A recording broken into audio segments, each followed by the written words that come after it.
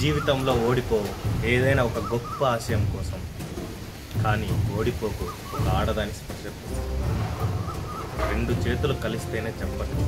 అలాగే తప్పు అనేది ఇద్దరిలో ఉంటుంది, కానీ నిందని మాత్రం ఒక్కడే భరించాల్సి ఉంటుంది. నీ మీద పడ్డ నింద నిజమైతే సరిదిద్దుకో, అబద్ధమైతే నవ్వేసి.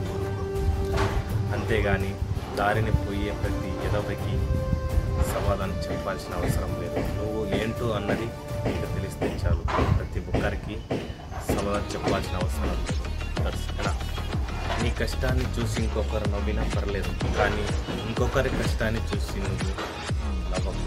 నా జీవితం గురించి తలుచుకుంటే నాకే నవ్వేస్తుంది. ఎందుకంటే ఎన్ని భరించాను, ఎన్ని భరిస్తున్నాను, ఇంకా ఎన్ని భరించాను. మదం ఎక్కిన కొందరు నాకు అవమానాన్ని పరిచయం చేశారు. మనసు కన్నీరుతో తడుస్తుంది. ఓడిపోయినా పర్వాలేదు, ఒంటరిగానే పోరాడతా. చూసుకున్నాను. అది నెమ్మ జీవితం.